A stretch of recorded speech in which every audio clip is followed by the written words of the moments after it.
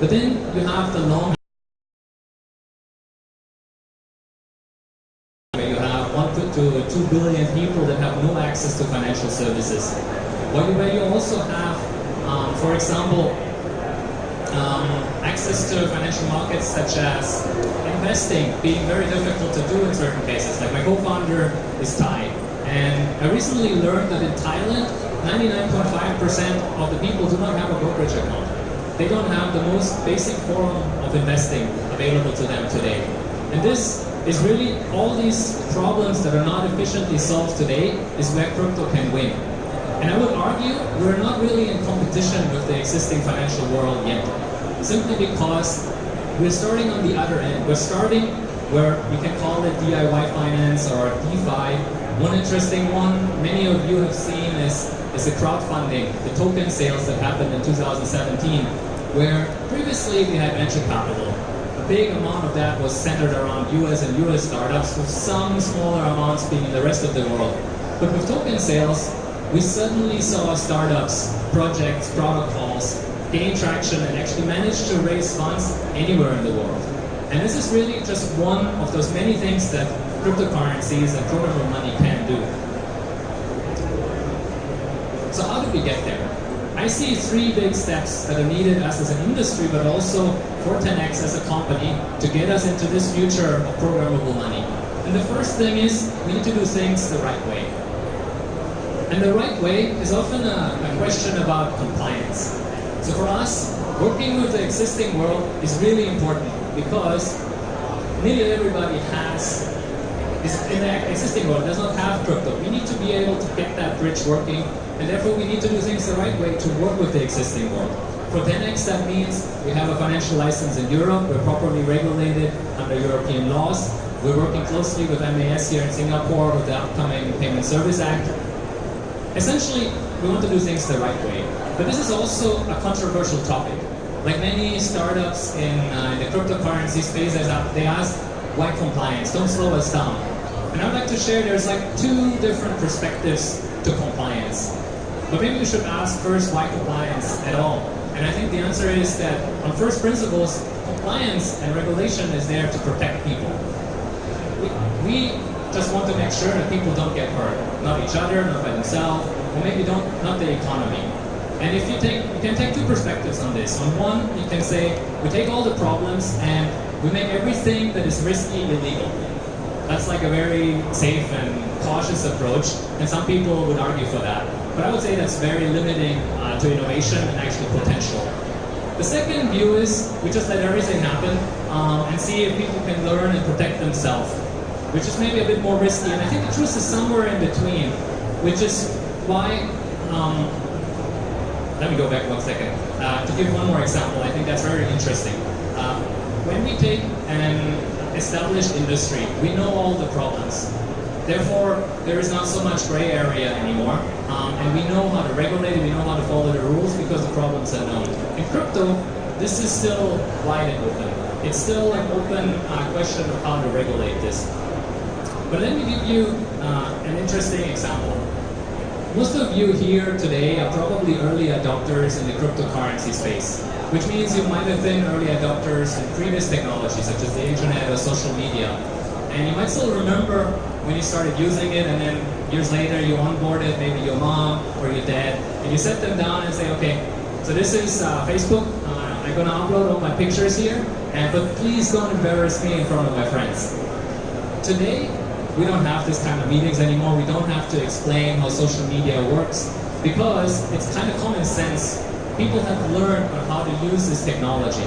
And I see the same thing happening in the cryptocurrency space, of which that users don't actually come with the prerequisites of, like, in crypto this would be cryptography, game theory, economics, how money works. No, people don't come with a crypto background before crypto. They learn it. And I'm really amazed of seeing people that are in this industry for a few years or sometimes even just a few months in how much they learn about how it works. It's the same with the internet. Nobody was internet savvy before the internet. And I think this is the second perspective when we talk about compliance is people can learn, people can improve and protect themselves, they can figure out how to securely store their own funds. And I think this is where education comes in.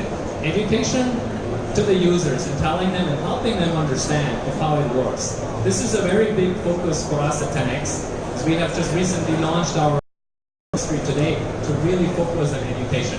Education with the users, and like I mentioned in terms of compliance, also education with regulators, in telling them and talking to them about what are the real risks that we need to help protect, and what are the risks that our industry can solve themselves. Which gets me to the third point. And I think this is really what our industry today is all about, is giving people access. Giving people access to cryptocurrencies, to what I call crypto banking, of being your own bank. And this access is very important because most people are still, they don't hold cryptocurrencies yet. And this is something we can change. This is a quote by Bill Gates who said, "We don't need banks, but we do need banking." And I think this is kind of true. When there is limits to what banks can do, but people still need banking. For us, today we have our cards live here in Singapore, and for travelers across several markets in Asia, we are about to launch in Europe our TenX card, thanks to the financial license that we received earlier this year. And this is our main product today. It's our wallet and our card that allows spending of cryptocurrencies in the real world.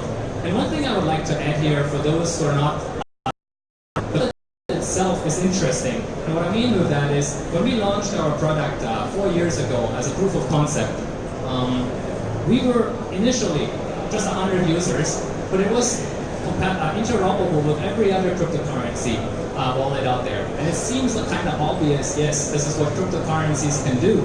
But if you think about all the other finance wallets out there, let's take Apple Pay or Android Pay, they're not compatible. The most convenient form, if I would go out tonight and try to give you $5, digital is very hard if I'm not using crypto. Like from my Android phone to your iPhone, will be very hard to do if it's not crypto. The most convenient form today is still cash. But if we go into the world of cryptocurrency, where you have true ownership of your money, it becomes obvious. Like, as long as you have any kind of wallet, you can use that wallet today, send it to the TenX wallet and make it spendable. And that's very powerful. And it's just one very core concept of cryptocurrencies, with many more being possible. So I started the talk in the very beginning with, we're on the brink of mass adoption. And I think today, the big steps we're taking is really on doing things the right way, education, and then building a bridge and letting people come into this space. So how much or how far have we gone today? This is a survey by Blockchain Capital earlier this year in the US, and they found that 9% of the population already are holding Bitcoin today. And it doesn't sound like that much. That's like 1 in 11 people. So if 1 in 11 people, the truth is, it's actually a lot. And to understand that is how exponential growth works. 10%, researchers have found, is actually a very strong tipping point. When they were researching about virality or how ideas spread, how ideas in political uprisings or in countries work. And they found when just 10% of the population hold an unshakable belief, their belief will be adopted by the majority. And I think this is very relevant to our industry, because what else is a new cryptocurrency or cryptocurrency overall than a new idea? And with so close being to 10%, I think we're going to see massive growth over the next 2-3 years. I would expect that if today 1 in 10 of your friends holds crypto, in 2 to 3 years this will be 5 to 6 people out of 10, which is a massive change. And with this, I'm going to finish my talk. I want to encourage everybody to download our wallet and get a TenX card to spend it today. And I'll hand it over to Jim to take questions. Thank you very much. Now, when I think cryptocurrency, I think TenX. Is that correct? It's cool. Yeah, thank you. Right. Okay, now we'll be opening up the stage for about 10 minutes for any questions that you might have. And to sweeten the deal for you, whoever that asks this question will get a goodie bag from us. Now, what's inside? Well, you have to find out. Gentleman there. Thank you, I'm Tom. I'm I'm a hardware wallet reseller in the Benelux. Could you elaborate a bit more on the TenX card? I saw Visa was on the card. Does it mean that it can literally be used in every restaurant, whatever, that's actually cooperating with Visa? That's correct. So the TenX card is a Visa card. We launched at the beginning of the year. We have been growing 75% month over month. And we're very eager to launch in Europe again, which will come towards end of the year. Initially Germany and Austria, and then from beginning next year we're going to roll out through the rest of Europe. Okay, then one more question please. Which crypto assets actually can be used with the card? So today we support Bitcoin and Ethereum, and we're very eager to get more cryptocurrencies in. We base those decisions on user demand. So if there is a big user group with a token that they want to spend, we try to make it spendable. Great, thank you. Good luck. Thanks. Thank you. Great questions. Any more from the stage? It will be a back-to-back conversion, first into fiat, but you can directly spend it, so you don't have to preload the card. So at the time of authorization, you'll actually sell the asset at the value at the time of authorization of the spend? That's correct. Okay. And is there a load limit on the card, an annual load limit or a monthly load limit? Basically, the question is how much you can spend. We have daily limits, monthly limits, and I think a yearly limit. I don't remember the yearly one, but I believe the monthly and daily are in the $10,000 to $20,000 range. Maybe Mike, you can answer that. $25,000. Sorry, Mike. Can you elaborate? It's so the fee. The limits are about 150,000 a year, about $10,000 a day, same, and also 25,000 a month. Thanks, Mike. Thank you. Thank you. Alright, so I actually have a question as well. Sorry guys, I'll just take it from you for a bit. But no good advice from me, I'm not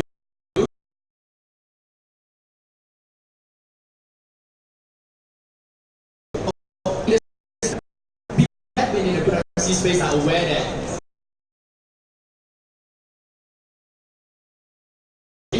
right? So what do you think is the most important topic that will get people interested in learning or getting to get themselves introduced to the blockchain cryptocurrency sector? That's a very interesting question. And I think it's very individual for different people. Like what we're finding when we look at our card usage, it's actually different by market. So if we take Singapore as a developed market, there is more interest on the investment capabilities of like holding Bitcoin and then taking the upside when the price is good. So we see like more spending when the price goes up than when the price goes down, because people want to take profit, and TenX card is one of those. If we go into other markets, TenX card can already be used in conjunction with like, let's say, other providers like exchanges somewhere else to solve people's problems that they cannot solve any other way. Like when we had the Cards Live 2 years ago, we had users in Africa, and they were describing when we were doing user interviews how they're using the card. And it's like, yeah, we're giving those cards to our kids in London, and the banks don't help us to actually give them money to survive. So what we used to do is give them cash every 6 months in a suitcase. And I'm like, whoa, that sounds like super sketchy. I'm like, yeah, it's sketchy, it's risky, it's not the way you should do finance, but we're in Africa and we have to do to like get people to be able to do this, right? And so what they were doing, they were like buying a Bitcoin a month and sending it to their kids on a TenX card. Like no crazy amounts, no money laundering risk here. This is really just someone else figured out a use case of using the TenX card with a problem they had. And I think this is an illustration of how there can be many, many different problems that people are solving today. Like I know from another business in the Philippines that Bitcoin is heavily used for remittance use cases, but I think there's many others as well. I mean, I think we're going to have more talks here today about decentralized finance. One interesting one I would see coming up is, for example, interest rates. Right now, the decentralized finance space pays interest rates much higher than the existing world. And if the existing world is going negative in interest rates everywhere, then that might become a use case. Hasn't quite picked up on normal users yet, but who knows. Thanks, Toby. All right, gentleman right there. Hi, I got a question on security. How do you keep the Bitcoin safe? Because if you do conversion instantly, it must be in a hot wallet. Maybe you can share a little bit of our security process. Sure, happy to do so. Security is one of our most important parts of the business. And knock on wood, we haven't been hacked today. But that should not be a binary question of like being hacked or not being hacked. The real way to think about security in the cryptocurrency space, in my opinion, is risk management. Is that if you get hacked, that the amount is so small that it does not impact your users nor your business. And this is how we at TenX look at this. So you're right, we have to have a hot wallet. In this case, not for the payments, but for our users to be able to withdraw in real time. The payment side of things, we do the conversion, but we can manage that in a different way, like in terms of hedging. But for users to be able to withdraw from our wallet in real time, and yes, it's a custodial wallet, we need to have a hot wallet. So what we do is we work, like we have multiple levels of cold storage where the complexity, the difficulty to access them actually increases. So it means like, yes, there are certain amounts in a hot wallet that if multiple subsystems get compromised at the same time, like we're working with Bitco on the hot wallet part, then yes, this money could be stolen, has happened before. Knock on wood that it will never happen, but even in that case, we built the business in a way that this would not take us down. We have the majority of the funds in then cold storage and in more secure locations where you don't have digital access. Can you share a little bit about your fee schedule? How much do you charge for transactions? Sure, that's an easy one. So on our cards, we don't charge any fees at all. So you have the wallet, you have deposits and withdrawals, which are also free of charge. What we do have is essentially an exchange rate that you can check at any one time. It's not as good as an exchange where you would have to trade and like really be in the market, but it's a competitive exchange rate that you can check it by yourself, and it's, yeah. So we're working with multiple exchanges and trying to get the best rate, but there's no other fees than that. Right. One more. I'm Dee from Acute Concepts. Me and my colleagues currently are holders of the XCO Visa card. So what would you say would differentiate TenX to the user from the existing competition? Well, I'm not a holder of an XCO card, but I think what sets us apart is really the usability. It's like I was asked before in terms of how you can use cryptocurrencies directly. It really is a crypto-first card, where most other companies are like a fiat card, like a US dollar or a Singapore dollar card with some crypto support.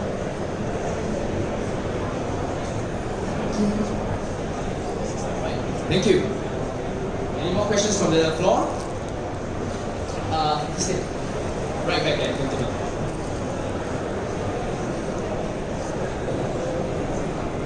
Hi, this is Rajiv from Apple. I know the difference between the Litecoin and the Bitcoin. Litecoin and Bitcoin? So this is a more technical question. Bitcoin was the first cryptocurrency invented in 2009 by Satoshi Nakamoto. It's still the biggest by market cap and many other metrics such as mining and hash power. Litecoin was one of the earliest, maybe the earliest, I don't remember exactly, but altcoins. So it used the same source code of Bitcoin and it created a new cryptocurrency. It's smaller than Bitcoin today.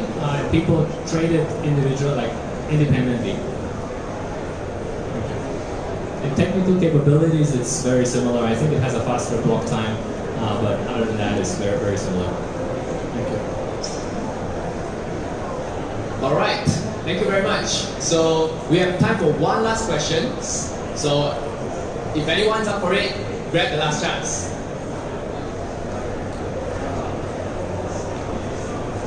Right. Are you guys breaking yet? So the question is on the financials of TenX. No, we're not break even yet. We're currently a company of 75 people, employees, and we aim to get there if we don't expand by next year. But if the markets turn and we're going to see a lot more growth, we might continue expanding. Thank you. And that will be it for Toby from TenX, the most amazing payment processor in the cryptocurrency space. Thank you very much, Toby. That was a really good talk.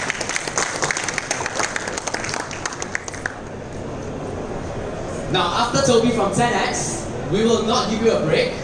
We will be moving straight. Doing. We are working on and building a new public blockchain called Turbo Chain.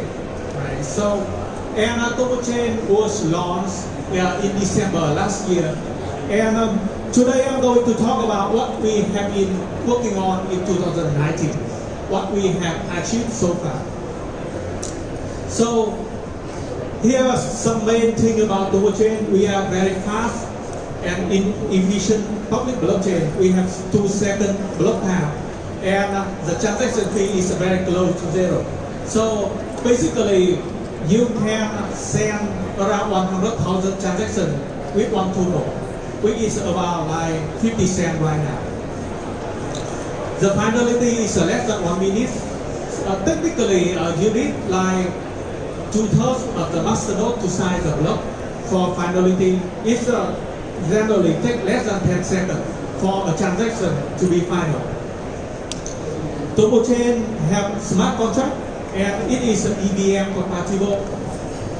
That means any application or smart contract work on Ethereum can work on Turbo Chain as well. Turbo Chain have the consensus called POSV, right? Proof of stake voting. And we recently introduced Turbo Z and Turbo X protocol that I can describe a little bit later. So, what we have achieved so far this year, by September, Turbo Chain already have more than 10 million blocks and more than 10 billion transactions. We have 150 masternode producing block every day. We have 8 masternode candidates. Out of 64 million Turbo token in calculation, 40 million Turbo is staking right now and are securing the network right now. Turbo Chain have an average of more than 40,000 transactions every day.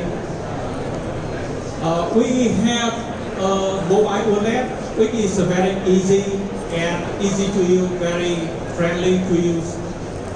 We have about 50,000 downloads so far and 1,000 daily active users.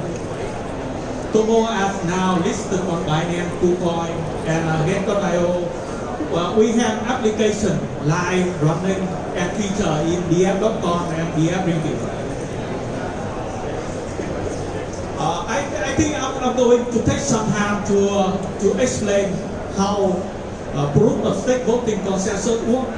Because it is one of the defining features of Turbo Chain, and it's powering Turbo Chain network. We have 2 second block and very fast transaction fee because of proof of staking consensus. So generally, the consensus is that we have the masternode system. The masternode is a computer, right, holding a Turbo account. They are picking up the code base from GitHub and running the client we are Turbo Chain company producing. And one of the things that's different from Turbo Chain and comparing to Ethereum is that the masternode here doing a lot of heavy lifting work, and we have something called randomization and upper validation. Basically, when a block was produced, it had to be validated by 2 masternodes before attached to the chain. And another different from the proof of stake voting is different from other proof of stake protocol in that we have the incentivization mechanism in which the masternode, there are only 150 masternodes, and you need to be voted to be a block producer, to be on the top, to be one in top 150. And only full node masternode can produce the block. And the masternode is elected by Turbo Chain community, right? So the token holder you can use the mobile wallet or the web wallet to vote for the masternode of your choosing. And you can get reward from voting. And I think by that way, the token holder community are incentivized to vote for the best masternode in the community. So this is the live DApp, the governance Tomo Master governance DApp in action. We have a lot of project masternode right now. KuCoin is running masternode on Tomo chain. We have CoinGecko running a masternode on Tomo chain. Kobo wallet, and we have the decentralized voting pool as well, like Tomo pool, and the speaker can put together and vote together to get better reward using the decentralized voting mechanism. I think this is one of the main difference of Tomo chain, because it gives the staking mechanism and a proof of stake voting consensus keep the network decentralized but also very performant. So if you are sending transaction using Tomo chain, you get the experience very similar to using PayPal or using other modern payment wallet. And the next thing we introduced this year is the Tomo Z protocol, the so-called zero friction protocol. So why did we work on Tomo Z protocol? So let's think about it in this way. We have a lot of stablecoin issue on Ethereum, like Tether, like USDC. But whenever you want to send a stablecoin like USDC, you need a little bit of Ether to pay for the gas, right? And it's inconvenient, and it doesn't attract people who are in more mainstream business, because it takes more time to have the two tokens to make a transaction. So with Tomo Z protocol, we enable the transaction to Tomo Z enable you to pay for the transaction fee in the token itself, right? So for example, you can send USDC on Tomo chain and pay the transaction fee using the US dollar in the USDC coin. So maybe 1 cent for a transaction. So the experience is very similar to a modern payment wallet like PayPal. And Tomo Z can be used for the loyalty point for the community as well. You can start issuing the token in Tomo chain right away and add the token to the community of 100,000 members, and they can start using the token right away. I think that's remove a lot of friction from the current token, the current the way different token on other blockchain is running. And Tomo Z protocol can be enabled using our application called Tomo Issuer. It takes you less than 1 minute to issue the token and apply Tomo Z protocol and get the token running. So I think one of the next big thing we are working on is the decentralized exchange protocol called TenX. Why is this important? Because with the centralized exchange, obviously big centralized chain like Binance and KuCoin and Huobi, they have security measure. They keeping the cryptocurrency from user. But at the same time, with a lot of smaller centralized exchange, there are big security risks, right? Because we having security centralized exchange hacking like almost every year, and the security issue is a big one. And one of the solutions for that is using decentralized exchange, in which the end user can self-custody your own token. And to allow you to build reliable or decentralized exchange on top of Tomo chain very easily. And the matching engine will be built in the Tomo chain. We have high security, very inherit the performance of TurboX, really good UX, and the whole system is still decentralized. I think the TurboX will be launching. We aim to launch TurboX in December this year, and probably like a lot of people will be live next year. We are producing launch kit so that you can start to launch your relayer in a very short amount of time. I think this is probably one of the first attempt to make the decentralized exchange reach the performance of a centralized exchange. And if you have a lot of users who start to use the decentralized exchange the first time to have really good experience. We have some video demo in our TurboChain booth over there if you want to see the video demo in our booth. So what we will be working on in the next few months and next year, I think one of the big issues we are working on is privacy. Because on-chain transaction is very transparent, but it also expose your detail of the financial transaction detail to the outsider. So we are working on the private smart contract and private token using zero-knowledge proof. This is coming out sometime next year. TurboChain is also very decentralized system, and we really want to pay attention to the governance system. And obviously, the top going ahead is TurboChain public chain will be governed by the masternode. Right? So if you are running a masternode, you will have a say to the governance of the system. And TurboChain is a new public chain, and I think one of the difficult things is how to bootstrap the ecosystem. And working on.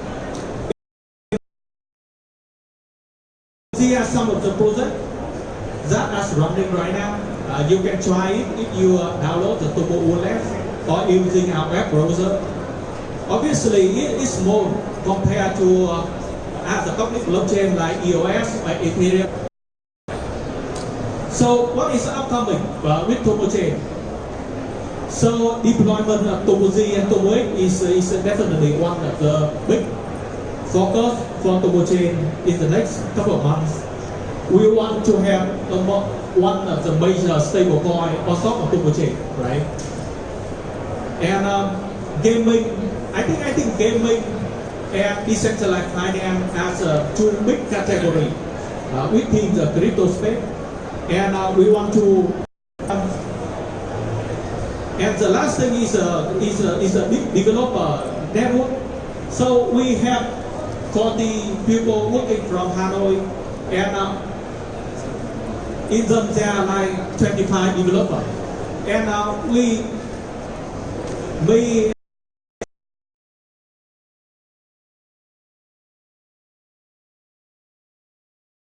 who want to work on Turbo. But I think the challenge thing is right now is what are the use cases? What are the best ways that can attract the mainstream user to work the crypto space and using cryptocurrency? I think that's need more talk, and we plan to do a development conference, big ones in Hanoi and Ho Chi Minh City in the next couple of months. So we recently listed on Binance. They did a really nice report on TurboChain if you want to consult it. They also did a report on the work of tokenization that mentioned TurboChain several times. There's something if you want to read about TurboChain. And obviously, please go to our TurboChain website. We have a lot of information there. And go to our booth over there. You can have some research, other. Any questions that you might have, but before that, I would like to get the ball rolling. So, Dr. Locke, for TurboChain, you are sort of very big on smart contracts, and that you mentioned, I think security is one of the big concerns. So, I was just wondering, have there been any auditing that's been done on TurboChain itself? So Turbo Chain launched the mainnet in December last year, and we have been working on with several companies for auditing. We're working on with a specialized smart contract auditor on a lot of smart contract on Turbo Master, Turbo Scan, the government app. We also working with HackerOne, the biggest security platform in the space. The program has been running for 6 months, and actually we found some bug with Turbo Master, Turbo Chain website, but there was no big security issue with Turbo Chain so far. Alright, that's great to hear. Alright, now for the floor, anyone has any questions, please feel free to ask Dr. Long right here.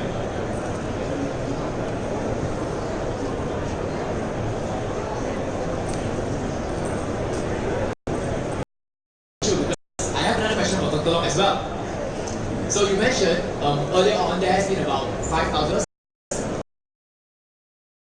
because a lot of the developers in the cryptocurrency space right now, they are mostly on Ethereum or the more popular than very big chains like Tron and all that.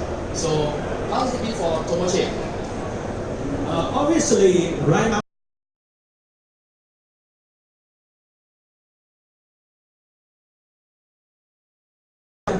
web development, right, and the general full stack development, you need some certain incentive to move a regular good experienced engineer to become a blockchain engineer, right? And the career path for being a blockchain engineer is not very clear right now, right? And that's a big step, a big jump step if you want to focus on building the core platform or building a smart contract. And for example, like in Turbo Chain, we have 25 full-time engineers, and they are really focusing on building, the core technology, but also writing smart contract. But if we get a new engineer coming in, he will take like maybe 3 months to learn, right? So I think one of the biggest plus of Ethereum is they already have a pool of developers who know and willing to dedicate their career for blockchain and crypto space. I think we probably need to have more financial support for developers building on different things, and it's probably can grow. So it can grow with proper support in terms of financial, in terms of like guidance. So you, Friday. I think I saw one of the earliest slides you said there's a compatible EVM. So does it mean that if I put it over my table smart here, it would work? So if you already written some smart contract on Ethereum, it can be ported to Turbo Chain in less than 30 minutes. And I think the defining advantage of Turbo Chain is we have 2-second block time, and the fee is very low. So you can enjoy the fast performance of the same smart contract on Turbo Chain. Obviously, when you are running application on Turbo Chain, you will have the user from Turbo Chain computer.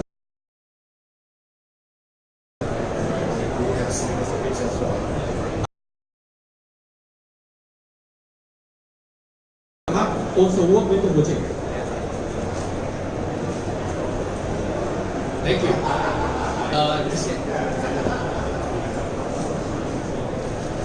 I'm Daniel from Legal Concepts. Can you share how did you all decided that there's only 150 master nodes will be sufficient for the chain? That's one. Second thing is that if people were to have control over 75 master nodes, wouldn't that be able to give them the opportunity to do a 51% attack? So here's the thing, right? There is a certain trade-off between performance, scalability, and the number of full nodes.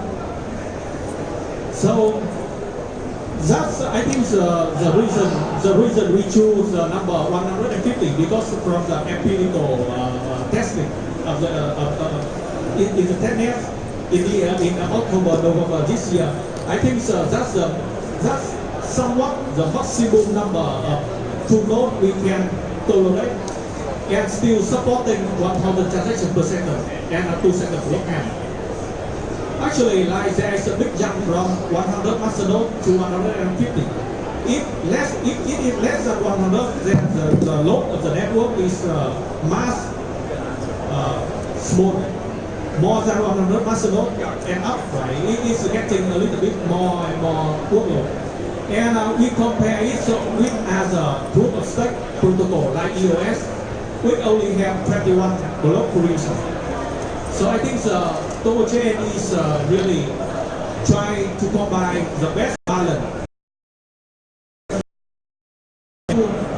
Staker to the top 150 full node to become the master node.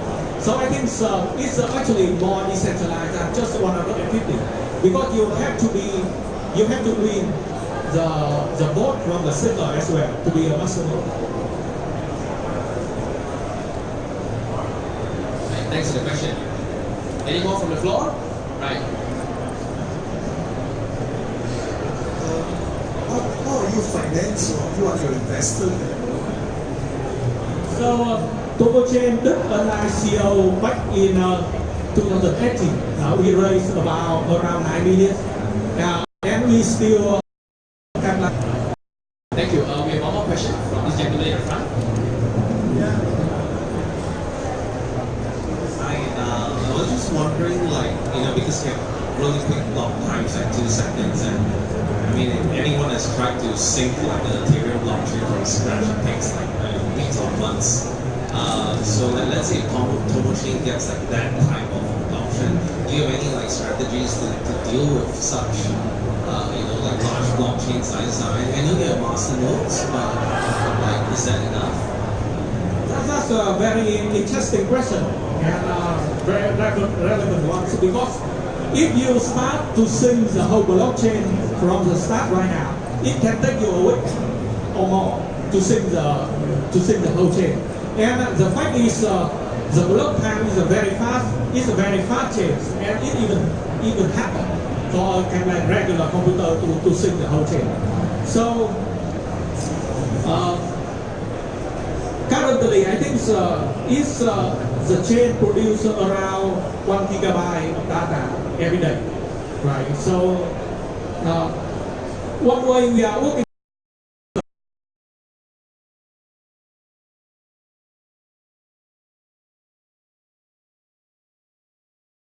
Yeah, I think the bandwidth is a very strong bandwidth with lower latency is required.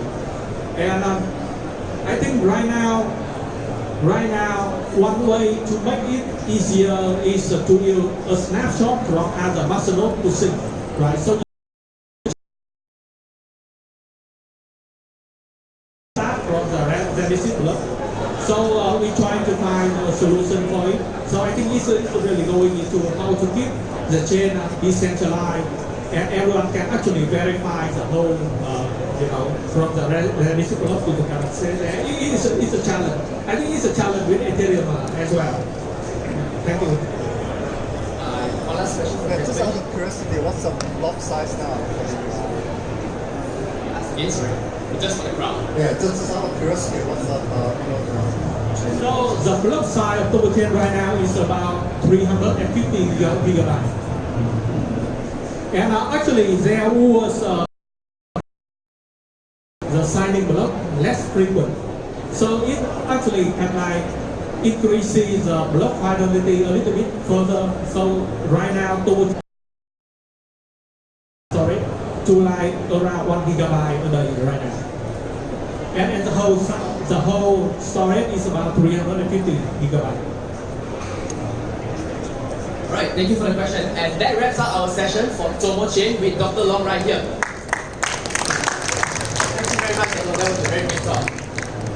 Alright, and now it is 5 minutes to 12 p.m. Ladies and gentlemen, on the Changelog stage of Investigation 2019, we will be taking a 5 minutes break and we'll start sharp at 12 p.m. with Mr. Eric, the COO of Crypto.com.